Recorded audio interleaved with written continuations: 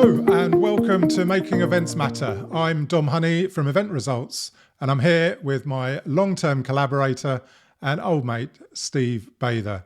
Steve is the head honcho of the Realise Group and we've spent our careers turning events from just another gathering to making them matter. Today, we're talking about the difference a professional facilitator and producer like Steve and me makes to events. Hello, Steve. How are you? Hi, Dom. Yeah, all good. Thanks. Fantastic. Yeah, good. I'm glad we picked up on this topic today because as the economy tightens, people are less willing to spend money on things that they perhaps don't see the immediate impact or value from. And we think that there is huge value in bringing in professionals to help you design, plan, run, support and follow up events. Yeah. So that's what we're going to be talking about today. Yeah, sounds good. So let's just dig into that a little bit. And talk about the core value and expertise that we bring. And how that might be different from what an in-house team lack. What do you make of that? I mean, I think often we find that the in-house team is rapidly put together for the sole purpose, in addition to their current role, of getting their heads around this year's event or conference or supplier conference and so on. And the compelling kind of opportunity to run it themselves is always there. But this is what we spend our time doing. This is what we spend our time researching, thinking, reading the market, Yes. Looking at the latest techniques. So it really makes sense, as in anything else you do, that you bring in the right people to help you with very specific things. And from their point of view as well, it means that they can totally focus on the context and the subjectivity of the conference and don't necessarily have to worry about all the logistics and the AV requirements. Yes. And the sequence of events and who's going to host and facilitate and top and tail things and so on. We take all that over from them so they can, as I say, entirely focus on the content. Now, that's great, Steve. Now, you as both experienced event designer and facilitator, your role is not just to help the client prep the event with me and ensure that everything's going to work and it's going to be engaging and run smoothly, but you're also front of house experienced at facilitating, ensuring that everyone's voices are heard, integrating technology into the event, etc., etc. So you've got a very deep role and get very involved in the event from a design and delivery perspective.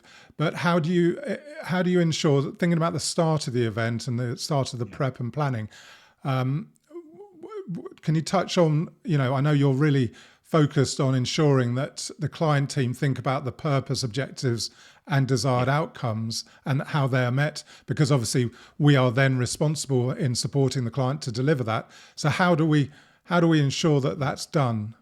You're right that it starts with the basics, but I think in order to be fully able as the host, facilitator, MC to kind of hold the shape of the event and manage the different sessions and the sequence of the sessions, we need first of all to define what it is they're trying to achieve. Yeah. And that to me comes in three forms. The first is the strapline or the purpose for the event. What are you actually trying to achieve at a macro level? That breaks down into the second need, which is those objectives. What are you actually looking to achieve specifically around the content? And how does that relate to the outcome? So what is the legacy of the event, but what are the results? What are the outcomes? What are the actions? What are the further actions and behaviors that people pick up? Yeah. So that often takes much longer than you would expect to define, because often people haven't really thought about it in that context.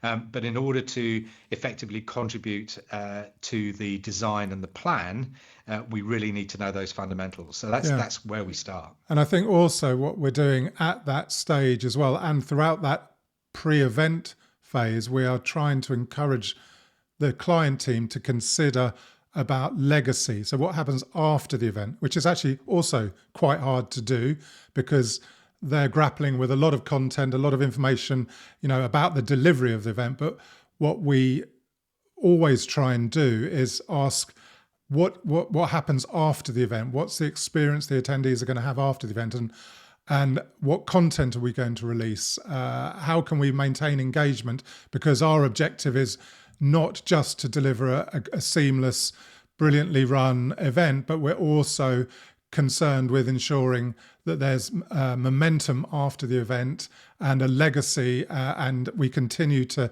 deliver on ROI long after the event has ended. And we touched on this in other episodes, we build a community of practice after the event to enable the audience, who have now become members of that community, to continue sharing, networking, consuming content, staying in touch, so that there is a legacy for the event after it takes place. So I think the revealing the kind of event industry dirty little secret is that it's quite convenient that event designers and planners and clients don't necessarily go too far into, well, what was actually the impact? What was the return on investment? And when you add up all the costs, particularly if you're running an international conference and you've got flights and you've got transfers, you've got hotel rooms, you've got venue, you've got food, you've got all sorts of additional costs of people being in the conference, it's sometimes huge. Yes. And making any sort of sense of why that becomes the impact and the return on investment is sometimes very difficult and rather inconvenient to think about. So we start with that, and we talk about the things you've just mentioned. What will be the legacy impact? Who will use this, the documentation, the data? How can we enhance that with artificial intelligence tools and techniques to kind of make it more accessible to a different, wider group of stakeholders, perhaps, than were even attending the conference?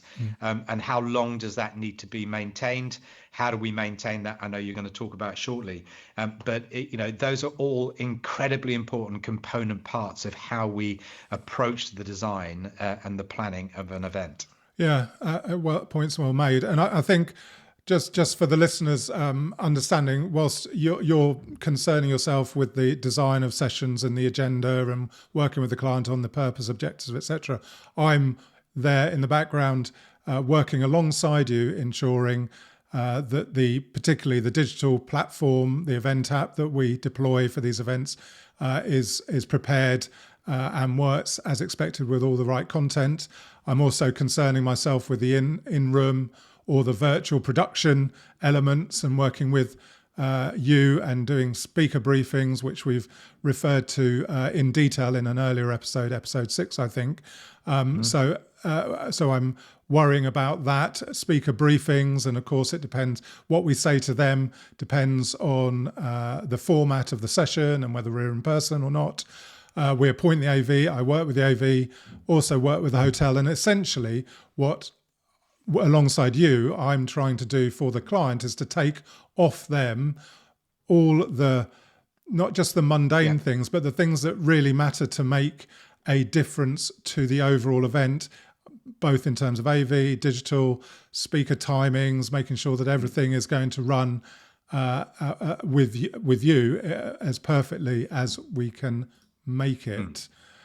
Often, Tom, we've talked about this many times. You're fully immersed in the design and planning, and you're listening out for slightly different requirements and needs in terms of how this will work in practice. Yes. Who's on stage, what quality of sound is there? Are there remote participants perhaps doing a presentation by remote video? Can we engage with those people who are online so that somebody in the room through a microphone can ask a question that can be heard by the person, and so on? So you're picking up on all these really incredibly detailed technical requirements.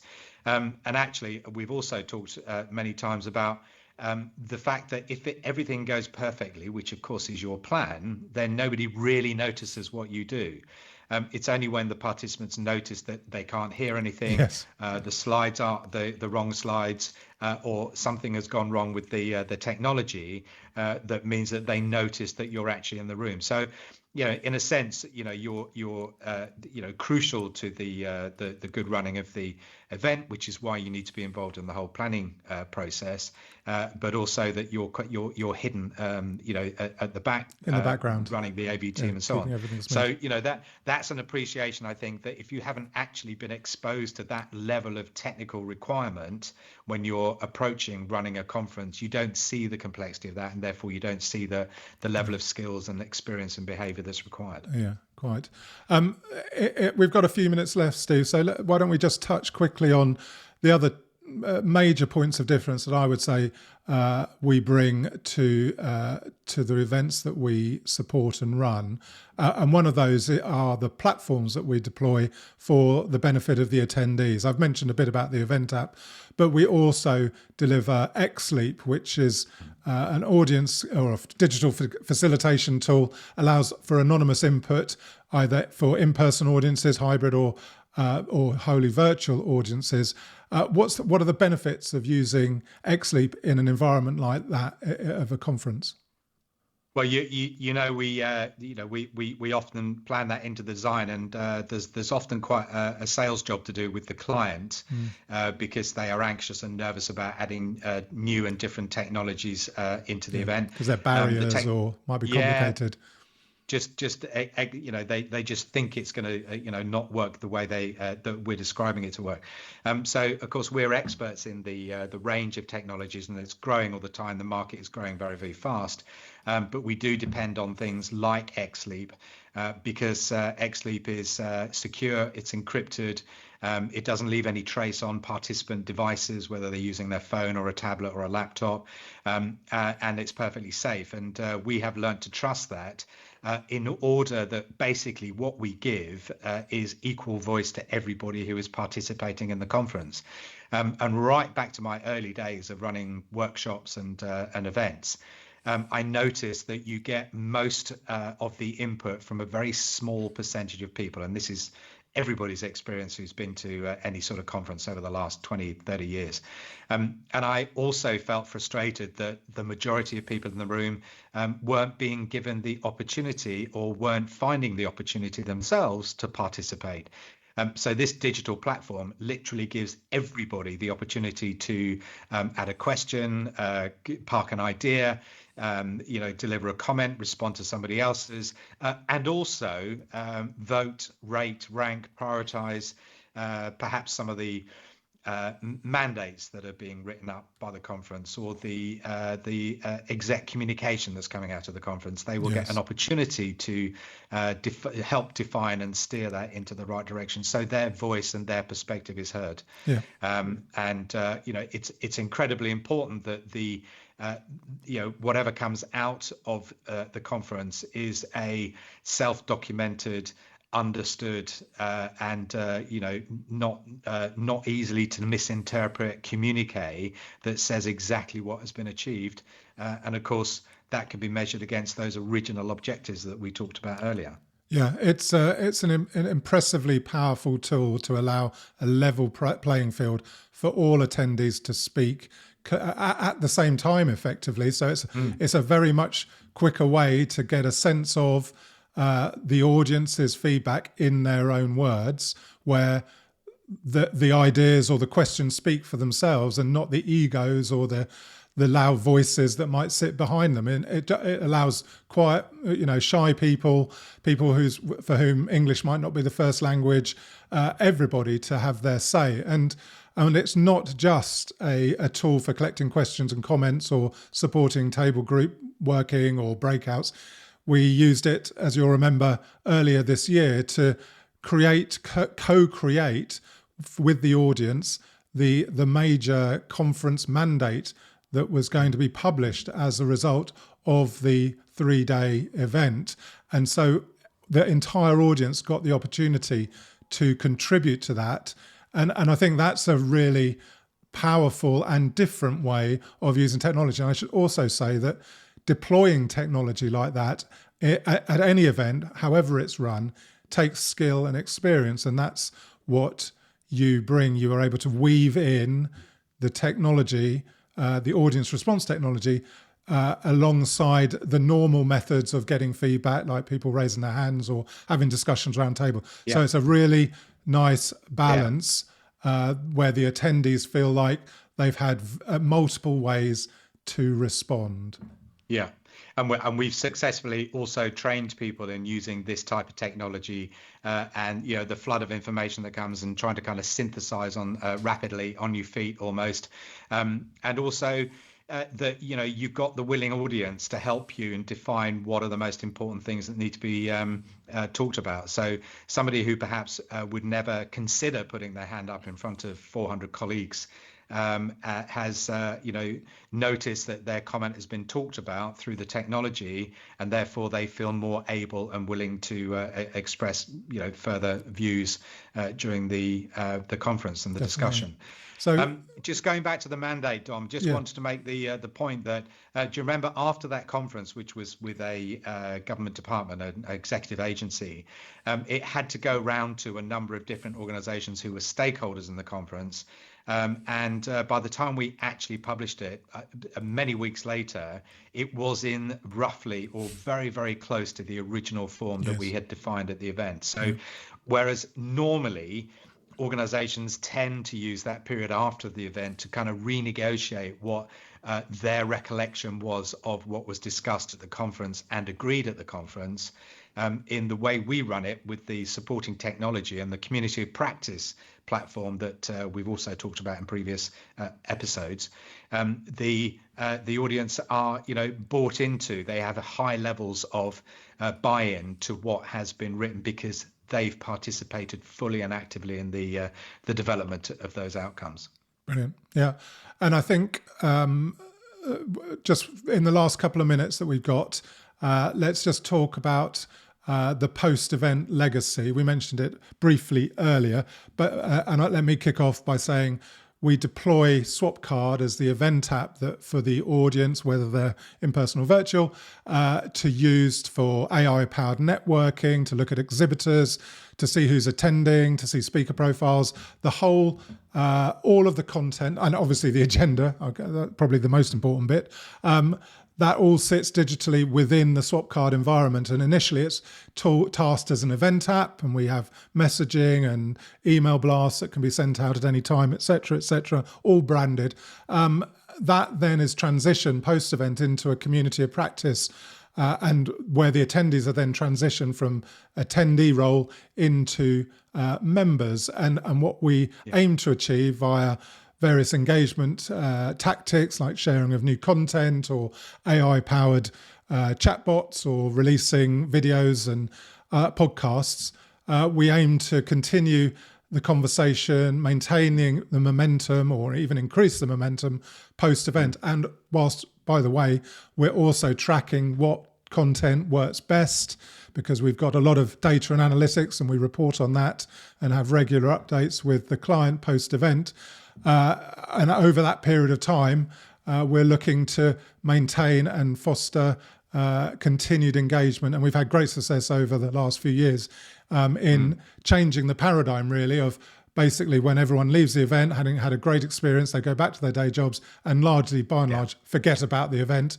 What we've managed to achieve in the last several years is to change that and actually maintain or even increase interest and momentum post-event with the membership. Yeah, and that comes back to what we were saying at the beginning of this episode, which is about the return on investment. And you are able to provide detailed statistics of levels of engagement, number of connections, and the activity that is going on the platform. So that gives further evidence for the legacy impact of the event. Dom, you also brushed over the kind of AI tools that I know you've been incredibly keen and focused in pioneering in how perhaps different stakeholders, whether they were actually at the event or not, can then dissect and use the assets, the data, the reports in different ways to support their own work. Perhaps that's something we should pick up later, but just briefly talk about some of the advancements that have been possible through AI. Yeah, very briefly, because I think we're running out of time. But the AI tools, in particular, what's making a really big difference is we tend to, or try to, video the main sessions of the events that we support. What that then allows us is to have verbatim transcripts of all the speakers' presentations, along with their content, along with the input to XLeap. So we get all the questions and often the answers that have been supplied by speakers or other subject matter experts, and we can then pour all of that source content into an AI, and that can then generate a vast amount of really insightful information that we can then publish back as reports or podcasts, or even we can generate effectively an AI trained on the event content that will answer questions from the audience. So you can then go back and say, give me the key highlights of day one or the entire event, or what were the key questions, and the AI will respond reliably. So we're only scratching the surface of what AI can deliver for an event audience, but it's definitely making a big difference to the post-event engagement that we see with our communities.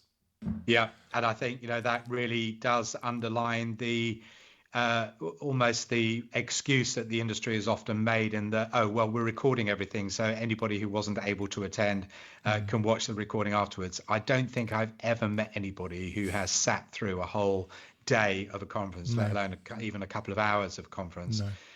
So that's not going to happen, but enabling the AI tools so that they can interrogate and extract what they need from the published content is an incredibly efficient way of those people catching up, and all those other people who weren't able to attend or perhaps weren't even invited, but it's relevant to their work. So there's a lot of other opportunities from different groups of stakeholders. Brilliant. Great stuff. Thanks, Steve. That's been great to chat. Glad we got that one in the can, and look forward to seeing you next time. Brilliant. Okay, and anything you want us to discuss, just drop it in the comments, and we'll pick up some topics. There's lots more where this came from. Thanks, everyone. Bye. Thanks.